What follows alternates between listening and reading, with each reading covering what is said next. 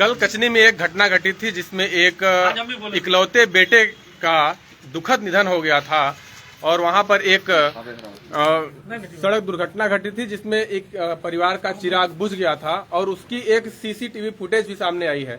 आज हम उस सीसीटीवी फुटेज के बारे में बबलू भैया से बात करेंगे और उनसे जानना चाहेंगे उस सीसीटीवी फुटेज के बारे में बबलू भैया क्या कह रहे हैं। बबलू भैया, जो सीसीटीवी फुटेज सामने आया है, क्या कहेंगे आप उस सीसीटीवी फुटेज को आप देखने के बाद उस पर क्या अपनी राय रखेंगे? निश्चित रूप से जो फुटेज हम सबने देखा वह काफी दुखद है। कहीं न कहीं ऐसा प्रतीत हो रहा है कि ट्रक के पीछे से बाइक सवार पांडे जी का पुत्र गया और सामने एक पिकअप खड़ी थी, जिस कारण से वो अपने आप को संभालने की कोशिश की और ट्रक के नीचे आ गया। लेकिन सबसे बड़ी वजह जो है वो वजह है यातायात की व्यवस्था।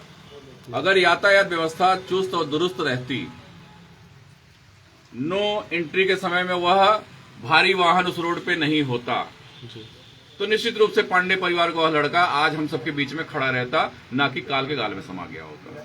तो लोग कह सकते हैं कि लड़का पीछे से गया और अचानक से ब्रेक मार दिया जिस कारण वह ट्रक के नीचे आ गया, यह कहने की बात।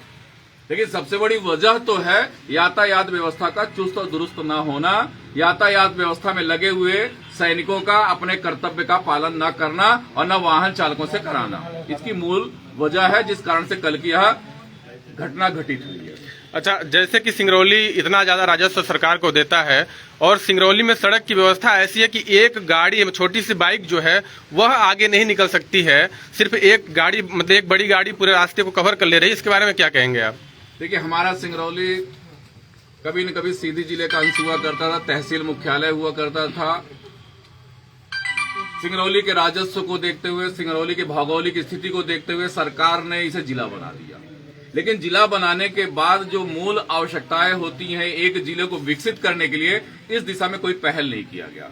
सबसे अधिक राजस्व हमारा जिला दे रहा है, लेकिन इस राजस्व को हम पड़ोसी राज्य में खर्च कर रहे हैं, अपने मध्य प्रदेश के अन्य जिलों में खर्च कर रहे हैं। जबकि पहले अगर हमारे घर में भूख है तो अपने घर के भूख को मिटाना आवश्यक है, ना कि दूसरे के पेट को पालना है। यह सोचने का विषय है, यह विचार करने का विषय है शासन प्रशासन को, सरकार को और हमारे सिंगरौली जिले के जनप्रतिनिधियों को। इस पर गहन चिंतन करने की आवश्यकता है कि हम अपने जिले के राजस्व को अगर अन्य राज्य में भेजते हैं, अन्य जिलों में भेजते हैं, तो कहीं न कहीं अपने जिले के हक को मार रहे हैं। अगर हमारे जिले का राजस्व हमारे जिले में उपयोग में लाया जाए तो यह सड़क कब की बन गई होती, चौड़ीकरण कब का हो गया होता, बाईपास कब का बन गया होता। ये जो घटनाएं घट रही हैं, जो घरों के चिराग बुझ रहे हैं, आज किसी की एक परिवार के घर की बात नहीं हो रही है, यह सिंगरौली के एक एक नागरिक के घर की बात हो रही है। आज एक परिवार का बेटा नहीं काल के गाल में समाहित हो रहा है, कल किसी और के घर का भी चिराग बुझ सकता है। तो हमें इस विषय में सोचने की आवश्यकता है, चिंतन करने की आवश्यकता है, मनन करने की आवश्यकता है और विचार विमर्श करते हुए शासन सत्ता को, जनप्रतिनिधियों को, आम नागरिकों के साथ बैठ करके सिंगरौली के भविष्य की चिंता करने की आवश्यकता है। कल जैसे यह घटना घटती है तो वहां पर जिस विधानसभा में यह घटना घटती है और जिस विधानसभा का वह लड़का था, दोनों विधानसभा के विधायक जो है वहां पर नजर नहीं आए थे। इस पर आपकी क्या प्रतिक्रिया है? देखिए, किसी व्यक्ति के ऊपर टिप्पणी करना, किसी के पद पे टिप्पणी करना मेरे हिसाब से उचित नहीं है। वह उनके स्वाविवेक पे निर्भर करता है। सिंगरौली की जनता ने आपको विधायक बनाया है, आपको सांसद बनाया है, ईश्वर करे आप ऐसे ही आगे बढ़ते रहें। लेकिन अगर सिंगरौली की जनता से आपने दूरी बना लिया तो यह कार्यकाल मात्र 5 वर्ष का है। 5 वर्ष के बाद आपको पुनः जनता के बीच में जाना पड़ेगा, जनता से ही मतदान के लिए अपील करना पड़ेगा, हाथ जोड़ना पड़ेगा। तो मेरा आग्रह है, मेरा निवेदन है इन जनप्रतिनिधियों से कि अहंकार में मत आइए। अहंकार ही नाश का घर होता है। बड़े बड़े राजा रंक बन गए हैं, तो अगर आपको जनता ने अपने सिर पे बैठाया तो सिर के ताज बने रहिए, पैर की धूल बन जाएंगे तो कोई मतलब नहीं निकलेगा। जो पाल परिवार की घटना हुई थी वो देवसर विधानसभा में थी। उस दिन माननीय देवसर विधायक जी नजर नहीं आ रहे थे। कल की जो घटना घटी वह विधानसभा सिंगरौली की थी तो विधायक जी नजर नहीं आए। सीधी सिंगरौली के सांसद महोदय भी हमारे जिले में थे, लेकिन वह भी पीड़ित परिवार के बीच में खड़ा होना उचित नहीं समझे। न्याय की गुहार लगा रहे परिवार के साथ संवेदना व्यक्त करने के लिए नहीं आए। तो निश्चित रूप से यह पीड़ा का कारण है और इसी से समाज के बीच में, जनता जनार्दन के बीच में नफरत का बीज उत्पन्न होता है। लोग इसे जातिवाद का रूप दे देते हैं, लेकिन वास्तविकता यही है कि जब हमें पावर मिल जाता है, जब हम सत्ता में पहुंच जाते हैं, तो हम गरीब तबके के व्यक्ति को, अपने जनता जनार्दन को, जिसने हमें अपने सिर पे बैठाया, उसे हम कुछ नहीं समझते।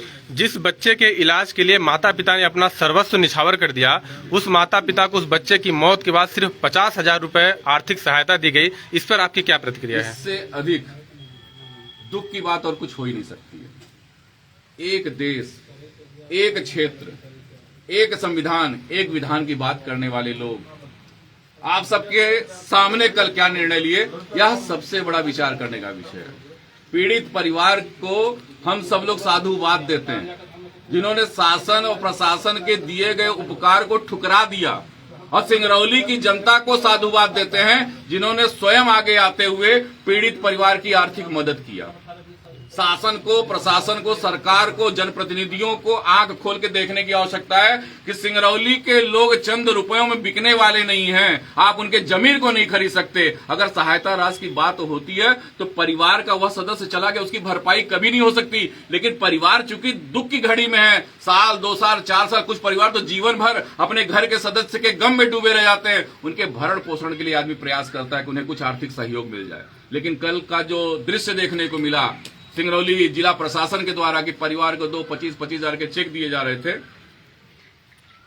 तो वह परिवार भीख को स्वीकार नहीं कर रहा था।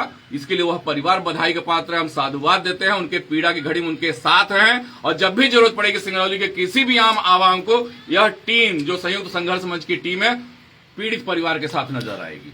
संयुक्त संघ जो आपकी टीम है, इसका आगे का क्या निर्णय है? आगे यह टीम क्या करने वाली है? देखिए, आज यह दूसरी बैठक महाराणा प्रताप सरोवर में आयोजित की गई थी, और दूसरी बैठक भी सुखद थी, क्योंकि भारी बारिश के बावजूद यहाँ पे सैकड़ों युवा इकट्ठे हुए।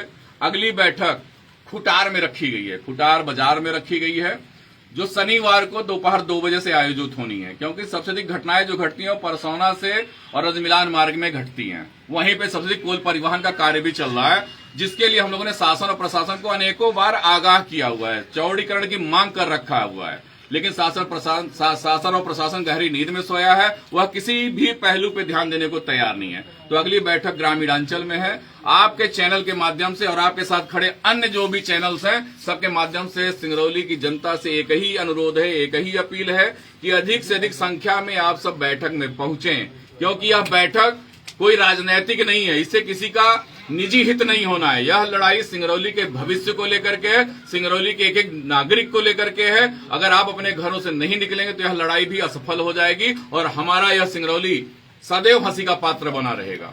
तो मेरा आग्रह है कि शनिवार को जो बैठक खुटार में होनी है, दोपहर 2 बजे से होनी है, उसमें अधिक से अधिक लोग पहुंचें और मजबूती के साथ अपने पक्ष को रखें, तभी हमारा जनजीवन सुरक्षित रह सकता है। अविनाश भाई हैं, क्या कुछ कहेंगे कल की घटना को लेकर? आज जो बैठक हुई है उसी के